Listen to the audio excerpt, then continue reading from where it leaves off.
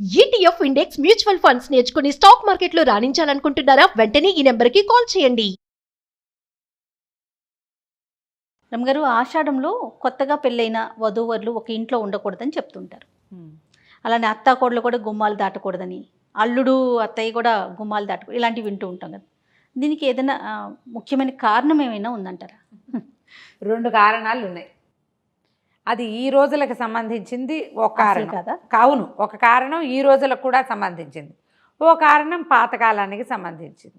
జ్యేష్ఠ మాసంలో వివాహం అయింది, ఆషాఢ మాసంలో భార్యాభర్త ఒక దగ్గరే ఉన్నారు.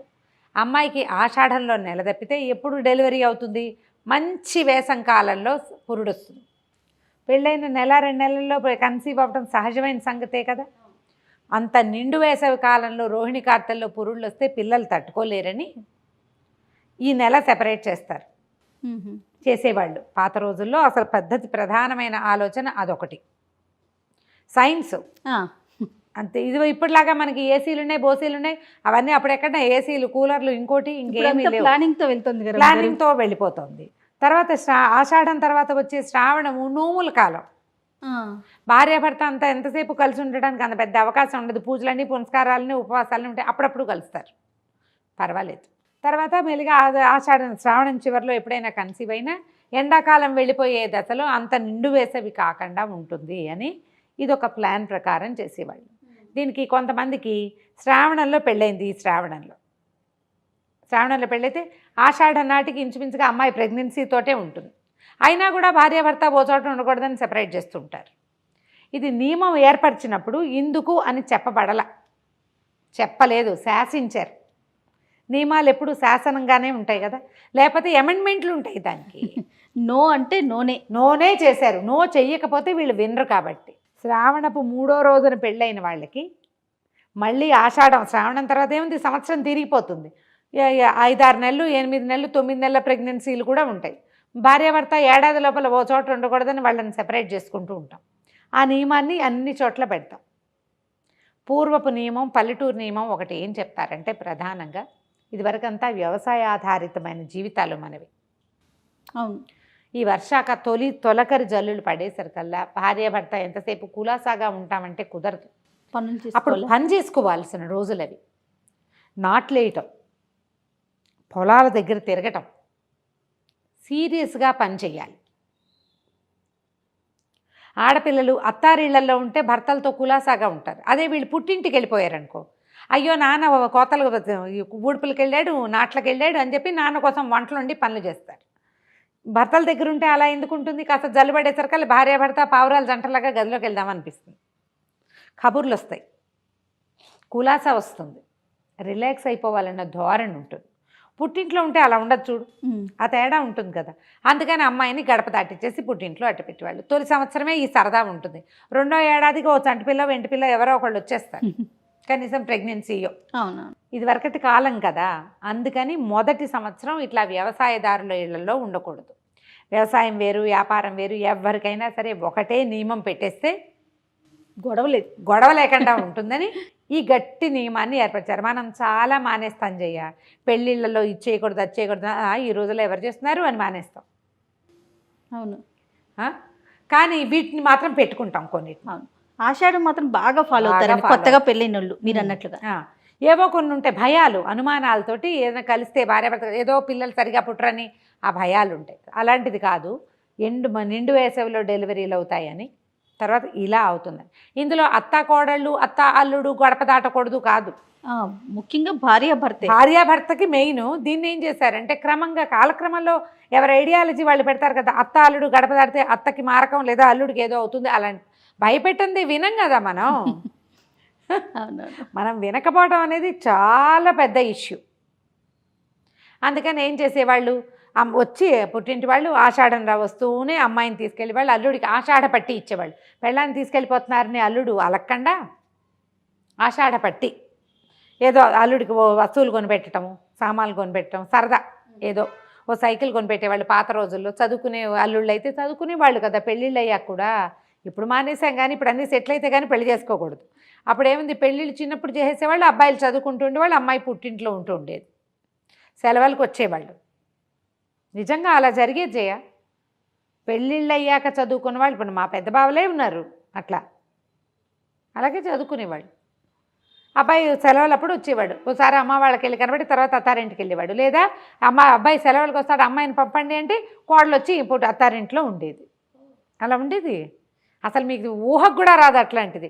అమ్మ నాన్నని పోషించుకునేవాళ్ళు పిల్లల్ని. పెళ్ళైనా కూడా మరి పెళ్ళైనా అంటే పెళ్ళి నీకు 10 ఏళ్లకే పెళ్లి చేస్తే పోషించకేం చేస్తారు చిన్నపిల్లాన్ని? అత్తవారింటికి ఏం పంపుతారు పాపం? ఎలా పంపిస్తారు? పిల్లని పోషించుకునేవాళ్ళు, అల్లుడిని పోషించుకునేవాళ్ళు, అల్లుడి చదువుకి డబ్బులు పంపించేవాళ్ళు, లేదా తండ్రులే పిల్లల సెటిల్మెంట్ అంతా అయ్యేదాకా నాన్నలే చూసుకునేవాళ్ళు. ఎన్ని మార్పులు వచ్చాయి రమ్మగారు? చాలా మారిపోయింది. అసలు మీకు ఊహకు కూడా రాదు. అది మీకు తెలియదు కదా. నాకు తెలుసు పెళ్ళిళ్ళు అయ్యాక కూడా చదువుకున్న మా కజిన్ బ్రదర్స్ని నేను చూశాను బాగా చిన్నప్పుడు. ఇప్పుడు చదువుకొని సెటిల్ అయ్యాక అప్పుడు కాపురానికి పంపించేవాళ్ళండి. అంతే, కాపురాలకి పంపడం అంటే ఒక ప్రత్యేకమైన వ్యవహారం అది. అబ్బాయి చదువు అయ్యాక వారు ఏదైనా ఉద్యోగంలో ప్రవేశిస్తానో, లేదా ఉద్యోగాలు లేవు పౌరోహిత్యము, అబ్బాయి చదువంతా అయ్యేదాకా పిల్లల్ని పుట్టింట్లో ఉంచేవాళ్ళు. అప్పుడప్పుడు పండగలప్పుడు అప్పుడు పంపేవాళ్ళు, ఏదైనా అనధ్యయనాలు అవి ఉంటే పంపించేవాళ్ళు. చుట్టపు చూపుగా వెళ్ళి రావటమే అంతే. ఇలా ఎంతసేపు మొగుడు పెళ్ళాం ఒక దగ్గరే ఉండటం పాత రోజుల్లో ఉండేది కాదు. చాలా కాలం సెపరేట్గానే ఉండేవాళ్ళు. కాదరమ్మ గారు, ఇవాళ రేపు పెళ్ళి కాకముందే ఇల్లు చూసుకొని అన్నీ కొనుక్కొని అప్పుడు పెళ్ళి అవుతుంది. పైగా ఇప్పుడు అత్తగారు లేకపోతే భార్యాభర్త ఒకచోట ఉండొచ్చు ఆషాఢంలో అన్నది కూడా ఒకటి వచ్చింది. అవునండి, అవును. అసలు అది పెట్టింది ఎందుకు అంటే ఇందుకు. అందులో అత్తగారికి ఏ సంబంధము లేదు, అత్తగారికి మారకాలు అవి లేవు. ఓన్లీ భార్యాభర్తలకు అత్త సంబంధించి కోడళ్ళు అత్త అల్లుడు కాదు, వైఫ్ అండ్ హస్బెండ్కి సంబంధించిన వ్యవహారమే ఇది. కానీ కొన్ని మన ఇష్టానుసారంగా భలే మన వీలు వెంబడి మార్చేసుకుంటాం. పిల్లలు బొంబాయిలో ఉంటారు, ఆషాఢం అయితే ఏమిటి వాళ్ళ అత్తగారు వాళ్ళతో ఉండదుగా, వాళ్ళిద్దరు అక్కడే కలిసి ఉంటారంటారు. అవును అవును, ఉద్యోగాలు చేసే వాళ్ళని కూడా ఇలాగే ఇలాగే మాట్లాడుకుంటారు. మనకు ప్రధానమైంది ఈ పాయింట్. ఓకే, తర్వాత మన ఇష్టం. ఆచారం అయితే అలా చెప్పబడింది, మన పద్ధతి. ఇప్పుడు ఇది ఎందుకు అనే దానికి ఆన్సర్ చెప్పాను, తర్వాత మన ఇష్టమే కదా జయ. అంతే కదండి. ఇప్పుడు ఒక ప్లాన్ చేసుకొని ఇప్పుడు ప్రెగ్నెన్సీ తెచ్చుకుందాము అనుకొని ముందుగా ప్రీ ప్లాన్డ్గా వెళ్తున్నారు కదా రమ్మ గారు. ఇప్పుడు ప్లాన్ వేరు. 3 ఏళ్ళు ప్లాన్ చేస్తాం, తర్వాత పిల్లల్ని కంటాం, లేదా పెళ్ళైన ఏడాది లోపలే పిల్లలు కావాలి, లేకపోతే కెరీర్ అంతా అయ్యాక చేస్తాం, 5 years తర్వాత ప్లాన్ చేస్తాము. అంతా ప్లానింగే కదా. పాత రోజుల్లో ఇలా ఎక్కడ ఉండేది? అప్పుడు పెట్టిన నియమం కదా. దాంట్లో నుంచి ఆషాఢం అల్లుడు అలాంటి సినిమాలు కూడా, కథలు కూడా ఉంటూ ఉండేవి ఇది వరకు. ఆషాఢంలో కోమ వెళ్ళిపోతే అల్లుడు వంట చేసుకోలేకపోవడం, వాటి మీద కూడా కథలు రాస్తూ ఉండేవాళ్ళు. ఆషాఢ పట్టికి ఏం పెట్టారు అని. తర్వాత అత్తవారు ఆషాఢ పట్టి పెడతారా, కోడలికి శ్రావణ పట్టి పెట్టేవాళ్ళు. శ్రావణ మాసంలో కోడలికి సామాన్లు తేవటం, ఏమైనా వెండి సామాన్లు అవి తెచ్చిపెట్టడము, అమ్మాయికి ఏదైనా అంటే వరలక్ష్మి వ్రతానికి కాసులు చేయించడము, ఒక నగ చేయించి పెట్టడం. అత్తవారింటి శ్రావణ పట్టి ఉంటుంది.